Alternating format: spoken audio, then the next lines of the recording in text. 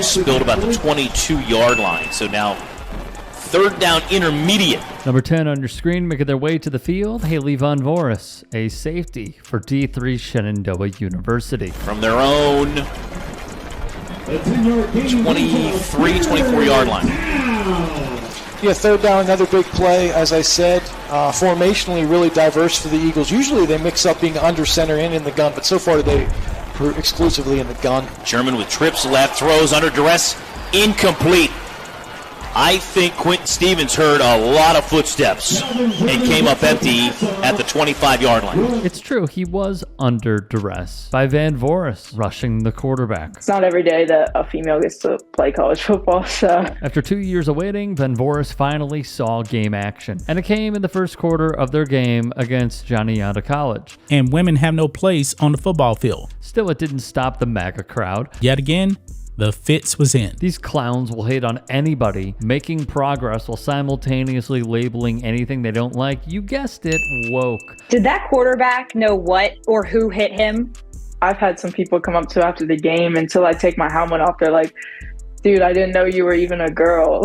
Her appearance in the game as a safety, not a kicker, was a trailblazing moment, the first in sports. Recall Sarah Fuller, a former soccer player who kicked for Vanderbilt, a Power 5 school in college football. She would become the first woman to suit up and play in a Power 5 game then, just a fortnight later, became the first woman to score in a Power 5 game. Prior to that, Liz Heaston became the first woman to play and score in a college football game on October 18th, 1997, when she successfully kicked 2 extra points on 2 attempts in a 27-love win over Linfield College in the NCAA. Did you know that the only woman who has ever played and scored points for a Division I college football game? There's one, and her name is Katie Nida. She was the kicker at the University of Colorado from 1999 to 2000. From there, she transferred to the University of New Mexico. Then there was Katie Nida. ESPN would note she was taken aback by the lack of representation in football. Her mother Heidi, a former Washington cheerleader, would reflect, I guess she didn't take it as if there couldn't be any. As a child growing up, Haley demanded to play.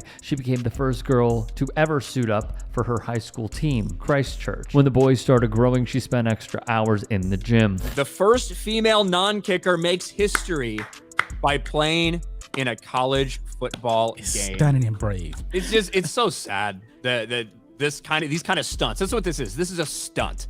And it's publicity, virtue signaling stunt. This is for Sarah Division Fuller again. 3 football. This is so dumb. This is Sarah Fuller all over again. Oh, man. What a disaster. One coach found her highlights on Twitter and was left impressed. If she wasn't a girl, he thought, everyone would be recruiting her. He said he arrived at a conclusion. Haley deserves to play college football. When they put her in for one play, all of a sudden it's the greatest thing since sliced bread. It's ridiculous. It's mere virtue signaling. That coach would say, this is not some type of attention grab because at the end of the day, all I want to do is coach college football. I don't want the circus. I don't want the distractions because at the end of the day, we've got a team. There's 115 kids on the team. It is nothing but a woke virtue signaling stunt. Until a woman lines up and takes on a fullback with a full head of steam, okay? I don't want to hear it. Women do not belong on the same field as men. After the historic moment, she'd tell the Washington Post, I just wanted to get out and do my thing. I want to show other people this is what women can do, to show what I can do. It's a big moment. I made the impossible possible, and I'm excited about that. She registered a quarterback. Hurry. Yeah, hurry.